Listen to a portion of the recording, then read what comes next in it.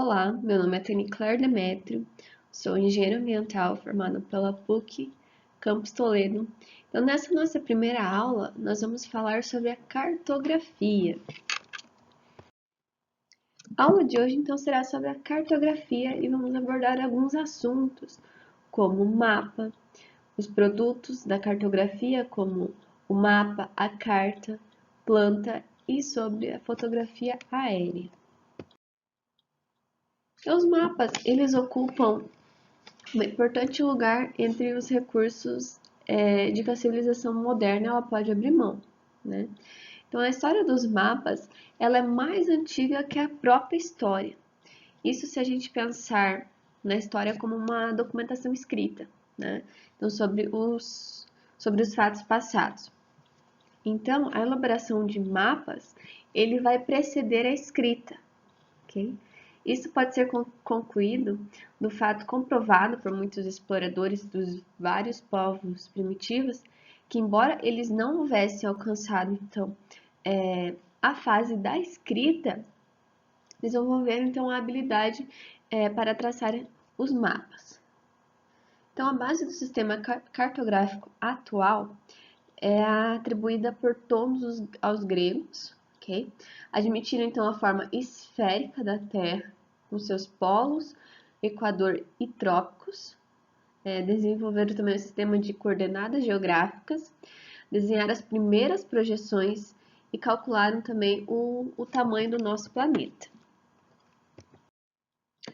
O mapa.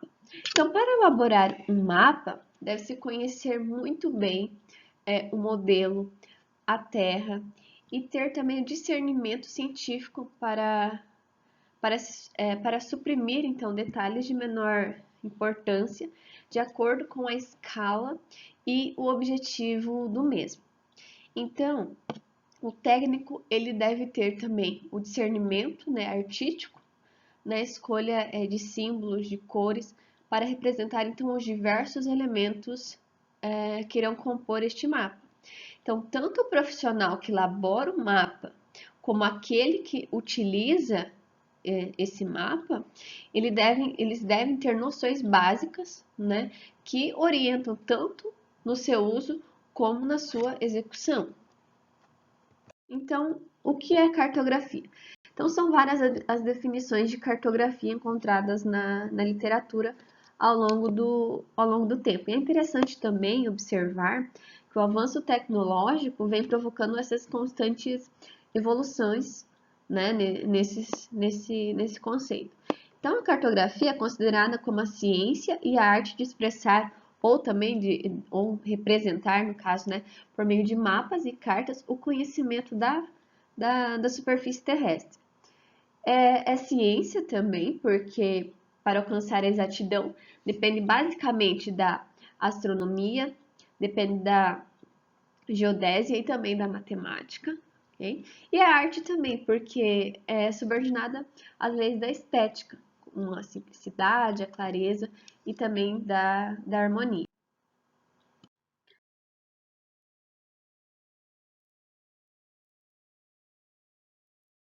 Então, a palavra mapa é de origem cartaginesa, né? E significa toalha de mesa. Mas por que toalha de mesa? Porque na época dos navegadores, dos negociantes, ao discutir as suas rotas, ao discutir os caminhos, né, que eles teriam que seguir, as localidades que teriam que chegar, eles rabiscavam diretamente em uma toalha, né? Daí, no caso, os mapas, né? Surgindo daí a denominação mapa. E a palavra carta, ela parece ser de origem egípcia, tá? E significa papel, que vem diretamente do papiro. Então, segundo a BNT, representação gráfica, em geral, né, de uma superfície plana e numa determinada escala, com representação de acidentes físicos e culturais da superfície da Terra ou de um planeta ou satélite. Já a palavra carta, representação dos aspectos naturais e artificiais da Terra, né, destinando assim para fins práticos da atividade humana, permitindo a avaliação precisa de distâncias, direções e localização plana de uma superfície da Terra, subdividida então em folhas, né, de forma sistemática. A Associação Cartográfica Internacional, então, o cartógrafo é considerado então como aquele que pratica a cartografia, sem menção alguma à educação cartográfica, ok? E o profissional habilitado, então, atualmente a praticar a cartografia, é um engenheiro cartógrafo, que é aquele que se especializa em uma área, né, que se insere entre as engenharias e as geociências, ou seja, a engenharia cartográfica, o qual pode ser considerado então como uma área do conhecimento voltado às atividades de planejamento, aquisição, processamento e utilização. Então, a palavra mapa é de origem cartaginesa. Né? Os mapas, desenhados numa escala pré-determinada, então cada forma, o acidente do terreno é colocado exatamente na direção apropriada em relação a outros pontos, né? Numa distância horizontal proporcional à escala do mapa. Eles são seletivos porque somente são incluídos os acidentes ou formas importantes para a finalidade do mapa. São convencionados, então todos os acidentes são apresentados por convenções ou símbolos padronizados. São generalizados também, então detalhes intrincados são simplificados, particularmente nos mapas de pequena escala, geralmente relacionados a um sistema de paralelos e também meridianos.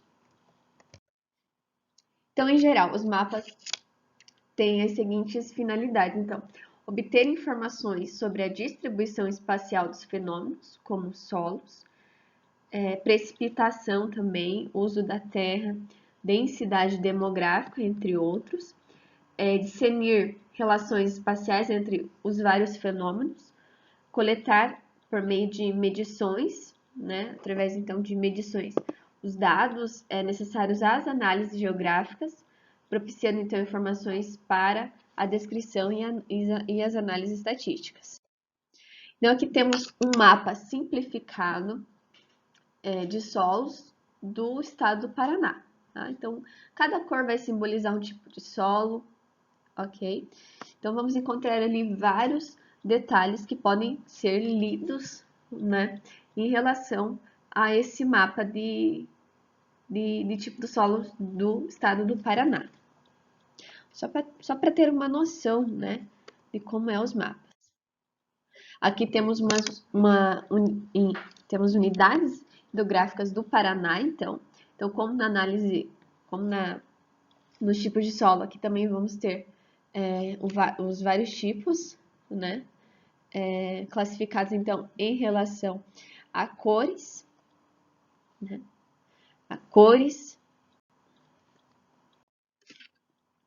Os produtos então da cartografia.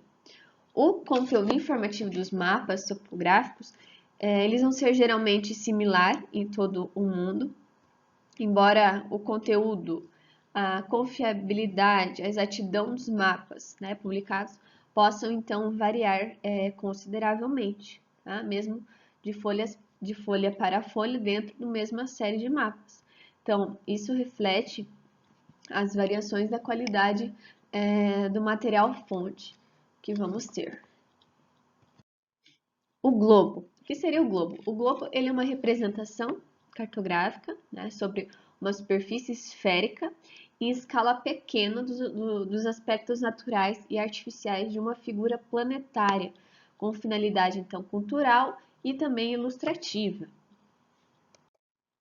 Os mapas vão ser a representação no plano, geralmente em escala pequena, tá? Dos aspectos geográficos, dos aspectos naturais, culturais e artificiais de uma área, né, tomada na superfície de uma figura planetária, delimitada por elementos físicos, políticos, administrativos, destinada então aos mais variados usos, podendo ser temáticos, culturais, ilustrativos. A carta. A carta vai ser uma representação no plano, em escala média ou grande, né, dos aspectos artificiais e naturais de uma área, tomada de uma superfície planetária, subdividida então em folhas, delimitadas por linhas convencionais, são os paralelos e meridianos, com a finalidade de possibilitar a avaliação de pormenores, né, com grau de precisão compatível com a escala utilizada. A planta é um caso particular de carta, então a representação se restringe a uma área muito limitada e a escala é grande. Consequentemente, o número de detalhes, então, ele vai ser um pouco maior, né? A fotografia aérea são produtos obtidos ao nível suborbital, muito utilizado para elaboração e atualização de documentos cartográficos de média a grande escala. Mosaico, ele é um conjunto de fotos, né, de uma determinada área, recortadas e montadas técnica e artisticamente, de forma a dar a impressão, então, que todo o conjunto vai ser uma fotografia única. Okay?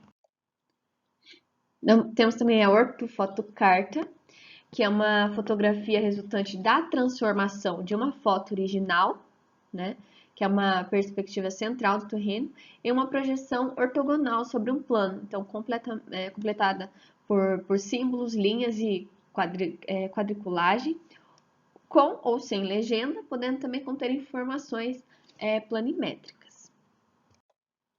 Fotoíndice, que é uma montagem por superposição das fotografias, geralmente em escala reduzida, e normalmente a escala do fotoíndice é reduzida de 3 a 4 vezes em relação à escala de voo. Temos a imagem de satélite, que são produtos obtidos ao nível orbital, muito utilizado então para elaboração e ou atualização de documentos cartográficos, em escalas então variadas.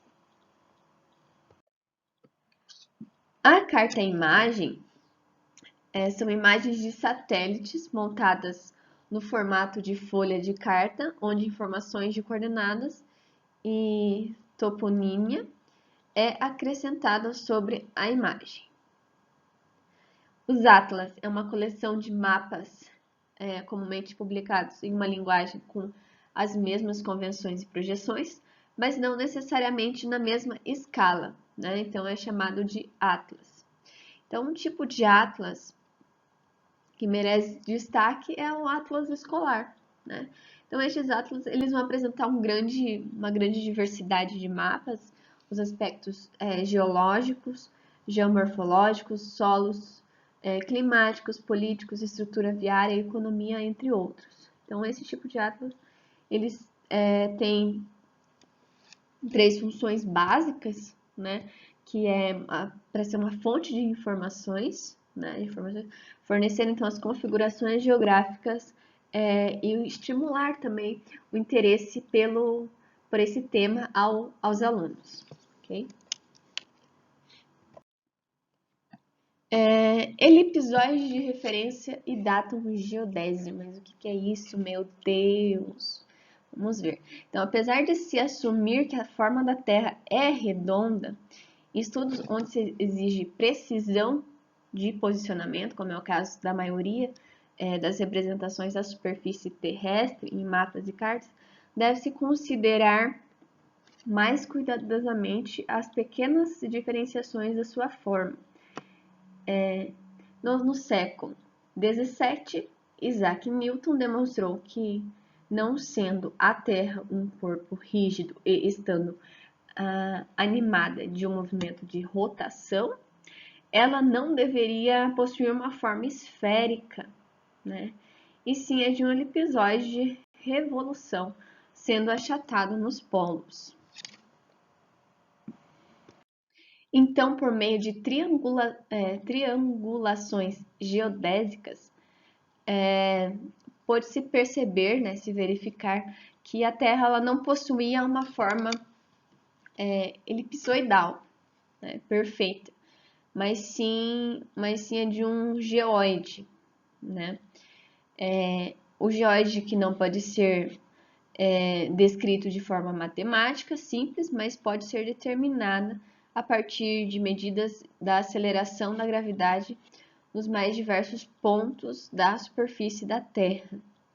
Então, numa primeira aproximação, né, o geóide seria a forma que a Terra teria se suas superfícies fossem completamente cobertas com água, pois esta se amolda de acordo com a aceleração da gravidade em cada ponto.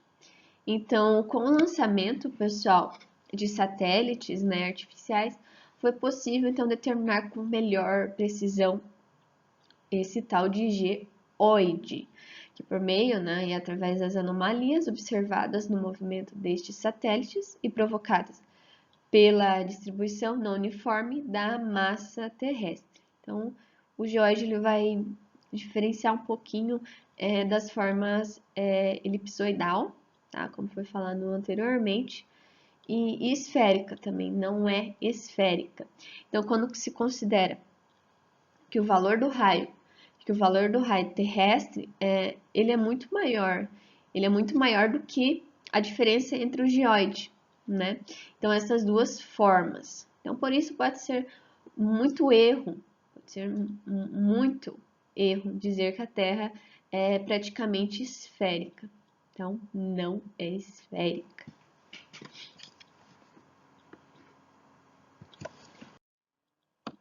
Então o geóide é uma forma dotada, né, para a Terra.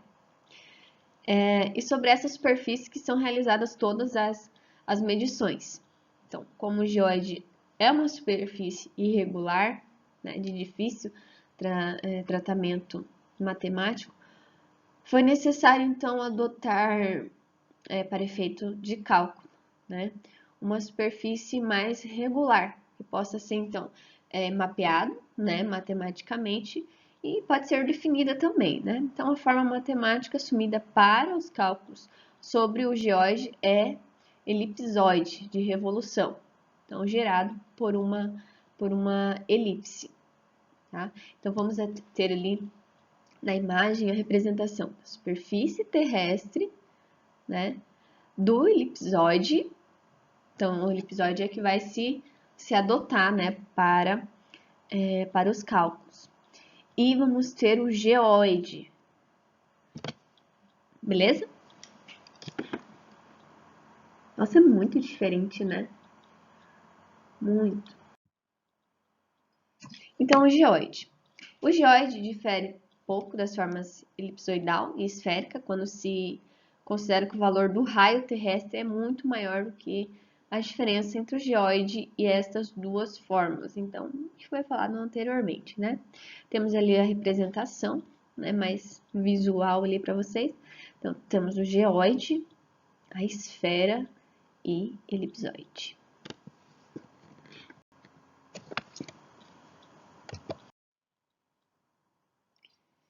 Então, para definir um elipsoide, necessita-se conhecer os seus parâmetros, ou seja, o seu semi-eixo maior, que adotamos pela letra A, e o semi-eixo menor, que é a letrinha B, ou o achatamento, né, que é o E. Então, o achatamento pode ser calculado por: o achatamento é igual ao semi-eixo maior menos a divisão do semi-eixo menor dividido pelo semi-eixo maior, ok? Então, a posição desse elipsoide em relação à Terra, bem como sua forma e tamanho. Então, constitui um conjunto de parâmetros que são usualmente denominadas datum geodésico, ok? O datum, ele é um conjunto de pontos, pessoal, e seus respectivos valores de coordenadas, né? Coordenadas. Então, que define então as condições iniciais para o estabelecimento de um sistema geodésico. Então, com base nessas condições iniciais, um sistema geodésico é estabelecido através dos levantamentos geodésicos, ok? Então, um sistema geodésico é um conjunto de estações geodésicas, marcos e suas coordenadas. O datum planimétrico é horizontal. Então, é o ponto de referência geodésico inicial que representa a base dos levantamentos horizontais, ou seja, é definido por um conjunto de parâmetros. É um ponto de referência para todos os levantamentos cartográficos sobre uma determinada área. Então, o Decreto Presidencial número 89.317 de 1984, que estabelece algumas instruções reguladoras das normas técnicas da cartografia nacional, específica o Datum South American Datum de 1969, então SAD 69, como um datum oficial a ser utilizado em toda e qualquer representação cartográfica no território nacional. Tá? Então, temos ali alguns parâmetros. O datum altimétrico, então, é a superfície formada pelo nível médio do mar, definida através de um marégrafo estável, a partir, então, de longos períodos de observação, né, para estabelecer a altitude zero. Então, as altitudes elas são calculadas partindo-se do datum altimétrico. O Sistema Geodésico Brasileiro, então, é constituído por cerca de 70 mil estações implantadas pelo IBGE em todo o território brasileiro e são divididas em 3 redes, que são a planimétrica, que é a latitude e longitude de alta precisão, altimétrica, as altitudes de alta precisão, e gravimétrica, então valores precisos de aceleração gravimétrica. Então, a adoção do CIRGAS segue uma tendência, né, tendo em vista então as potencialidades então do GPS, tá? E as facilidades também para os usuários, né? Porque esse sistema geocêntrico é um sistema geocêntrico, então as coordenadas obtidas com o GPS, elas são relativamente a esta rede pode então ser aplicada diretamente a esses levantamentos cartográficos, né? Evitando assim a necessidade de transformação, de integração entre os dois referenciais.